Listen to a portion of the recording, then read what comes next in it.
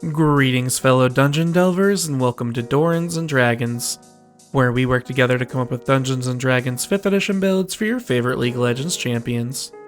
Today we're building Cho'Gath, the Terror of the Void.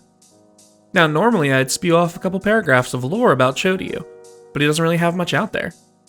He's from the Void, he's big, he's scary, and there's an inkling to believing he is very intelligent despite his appearance. They also talk about his ability to quickly absorb matter that he consumes into muscle growth and density to increase his armor. But that's about it. If someone at Riot ends up watching this, where's the Cho love at, guys? Before we get started with the build, go ahead and like the video and hit that subscribe button so you're always notified when we release our builds. We'd like to thank one of this month's Doran's Blade patrons, Paul Doughty. Thank you so much for your support. It means a lot to us. Paul chose Cho'Gath to build as part of the rewards for our Blade Tier Plus patrons. Come join us over on Patreon today for just $1 to get access to our awesome Discord community where we talk League and D&D all day long. Alright, now let's get into it. Here's a quick preview of the build. For race, we're going with custom lineage to create the Voidborn. Per usual, our stats are going to be determined using the standard array. For our stat priorities, we're going to max wisdom and dump charisma. We have multi-class requirements of 13 in dexterity, 13 in wisdom, and 13 in intelligence. Warning, this is going to get super messy in the stats department. And the messiness continues well into the leveling path. Our leveling path is going to be levels 1 through 5 in Fighter, levels 1 through 5 in Druid, 2 levels in Ranger, 3 levels in Wizard, and then we'll finish the build with 5 more levels of Fighter. Cho's passive, Carnivore, is going to come from Grim Harvest. Our Q, Rupture, comes from Spike Growth and Erupting Earth. His W, Feral Scream, will be Shatter. Our E, Vorpal Spikes, is going to be Hail of Thorns. And finally, we get our ultimate, Feast, from Primal Savagery and Giant's Might. Like we mentioned, we'll be using the custom lineage options for race to create our version of the Voidborn. We're going to get a +2 to Strength, Dark Vision, and a feat of our choosing. To get the tankiness of Cho, we're going to open with the Tough feat.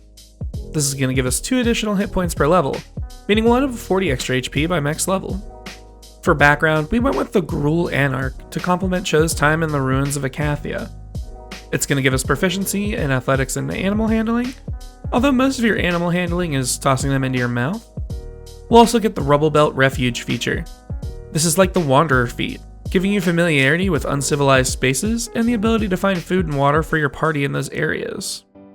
For stats, we went with the standard array, but we threw everything out the window with all the multi-classing requirements we have in this build.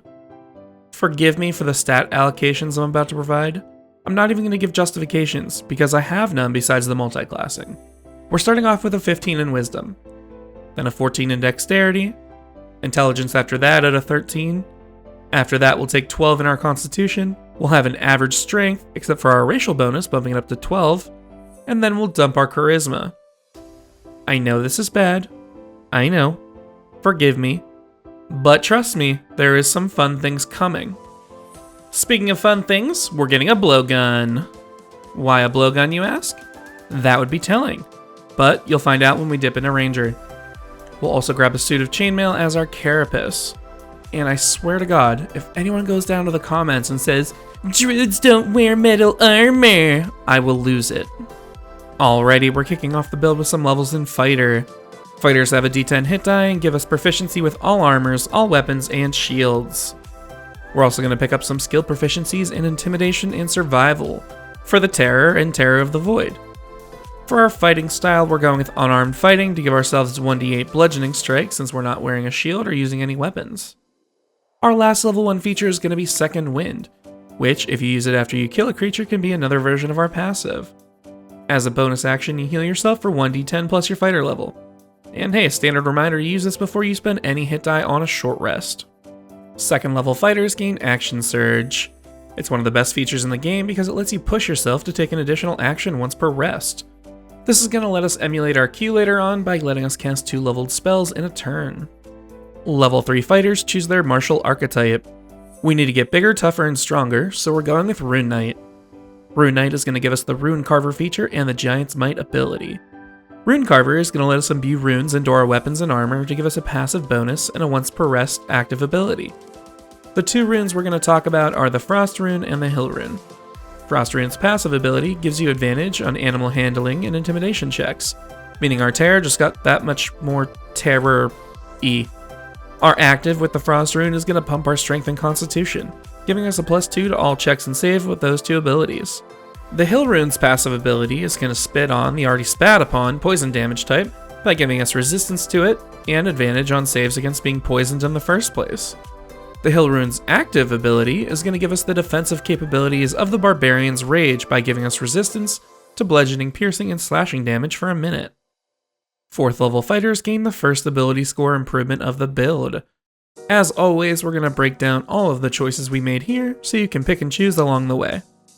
For Fighter 4, Druid 4, and Fighter 6, we're bumping our Constitution up 2 points each time.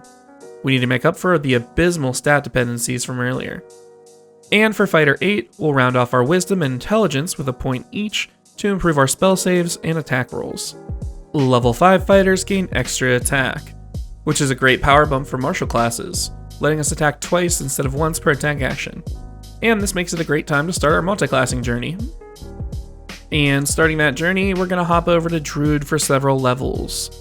Druids have a D8 hit die and give us no new proficiencies.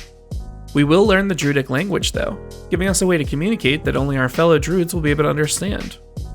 We'll also gain our first level spells and cantrips. We're going to pick up our Feast with Primal Savagery. This will turn our normal teeth into razor sharp chompers, letting us make a spell attack roll and deal 1d10 acid damage. Remember, the cantrips scale level, so by level 17 this will be doing 4d10 acid damage without even burning a spell slot. 2nd level Druids gain their Wild Shape ability, which we're going to ignore for this build since we don't really have any forms we need to shift into. You'll also choose your Druidic Circle this level, and we're going to go with the Circle of the Land, specifically the Mountain. This will give us natural recovery, letting us recover up to half of our Druid level in spell slots during a short rest. And we'll pick up some Circle-specific spells, which we'll talk about next level. Level 3 Druids learn 2nd level spells. We'll learn the first portion of our queue thanks to our Circle spells with the Spike Growth spell. This is going to cause the earth in a 20-foot radius circle to grow sharp spikes. When a creature moves into or within the area, it takes 2d4 piercing damage every 5 feet it moves. Level 5 Druids learn 3rd level spells. Here's where we grab the second portion of our queue with Erupting Earth. In a 20-foot cube inside of your Spike Growth, you'll cause a fountain of churned earth and spikes to shoot up in that point. Each creature in the area needs to make a dex save or take 3d12 bludgeoning damage. So the combo is to cast Spike Growth to get spiky dirt, Action Surge, and then cast Erupting Earth to blow those spikes right into your enemies. And we're over to Ranger to pick up our Vorpal Spikes. Rangers also have a D10 hit die and give us the Nature skill proficiency.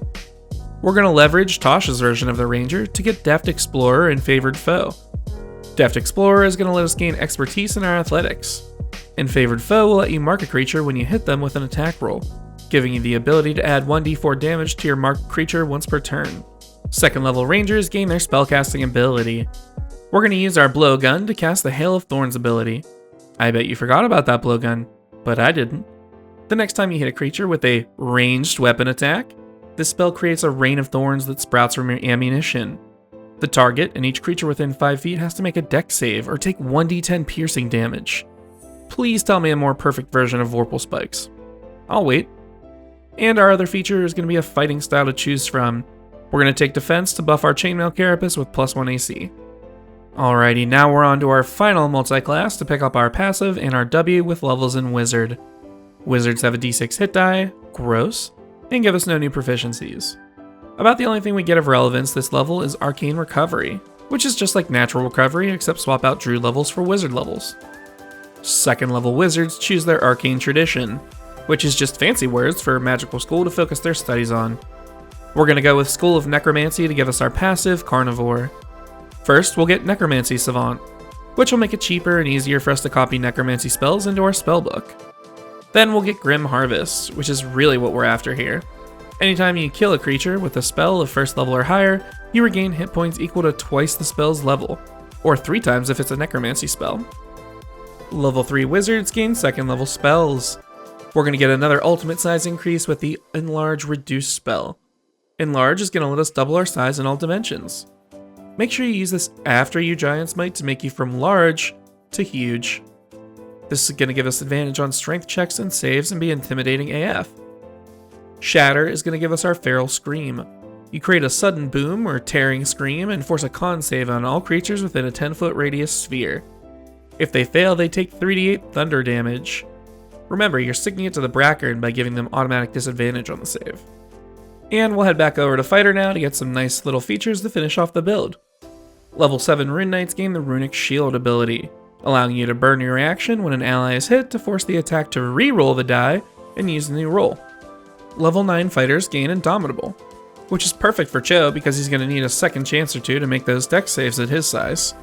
With Indomitable, once per long rest, you can attempt to remake any one save you fail. And for the capstone of the build, level 10 Rune Knights gain the Giant Stature feature. Your height is going to permanently increase by 3d4 inches, and your extra Giant's Might damage scales to up to 1d8. Alright, now that we've completed the build, let's see how we did. First, the good. This is a very unique build, with a lot of fun mechanics and abilities baked into it. Say what you want about the multi-classing, we have so many options and things to do with this build. We also got our boy nice and thick, as we properly should, giving him the ability to hit the huge size and having a 233 hit point pool. Now the bad. Honestly, the major bad things about this build all have to do with stat allocation and needing multiple ability dependencies from multi-classing. I legitimately think this build would work and be a lot of fun, but I definitely recommend rolling on this one and hoping for a better set of values than the standard array. So what'd you think?